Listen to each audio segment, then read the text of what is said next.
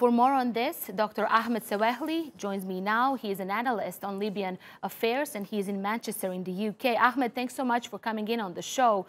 Now, how is Ashraf al-Mayar's objective different now? Well, to be honest, I think for the people of Libya, it makes little difference what this terrorist, because that's what he is, what he does now, because the most important thing is to stop the shelling that is going on up until now on Tripoli. Haftar has had a lot of losses military losses over the past couple of weeks. And it seems that also politically, things are breaking down for him in the east of Libya. At the moment, the United Arab Emirates and France, who have been supporting Haftar, don't really know what to do and how to hold it together in the east. So I think this defection, if it's true, is mainly an issue for the east of the country and for the breakdown of Haftar's control in the east of the country altogether. There are Islamist militants who are fighting under Haftar, still bombing Tripoli as we speak. Yesterday, 2 people were killed in the street in the district of Zanata in Libya when Haftar brigades basically launched a barrage of Grad missiles. This is still going on, and this is what needs to stop. As I said, Haftar has suffered many defeats in various cities in the west. There's also an airbase, al-Mayar air base, which is surrounded and is being bombed with the help of Turkey military support at the moment. And things are going well for the people of Libya, but there are still a lot of civilian casualties. And it's time for the Western countries to come together and stop this war once and for all by defeating the terrorist group which is under Haftar. It is breaking into basically splinter groups at the moment, but I think the international community has to come in and do more to finally bring Haftar to justice and end this war and let the Libyans live in peace. Right.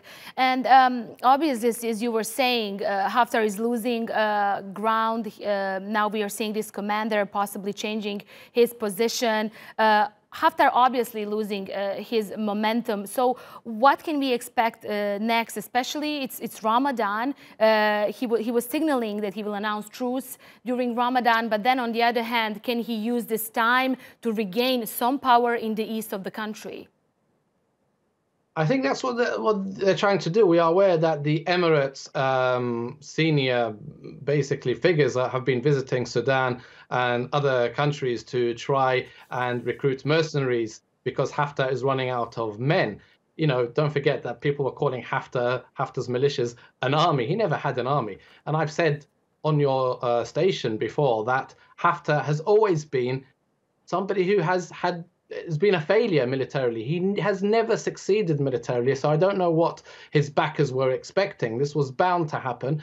We must say that the intervention of Turkey on the request of the Libyan government has helped, and the Libyan people at the moment are quite thankful for that, and there's no shame in saying that at all, because countries do have agreements with other countries. Libya asked for support from the West. They did not give that support. And Tripoli was being bombarded from the air. There were at least 3 big massacres. The military college, where about 30 people were killed. The migrant center, where at least 53 people were killed. And the biscuit factory, where at least 8 people were killed. These were all UAE drone attacks. These were last year. These have been stopped because of the agreement between Turkey and Libya. And we hope that the rest of the world joins in to just end this once and for all. And there needs to be stability in the region so that we have no more terrorist groups, not ISIS, not Haftar, and we have a free, democratic, prosperous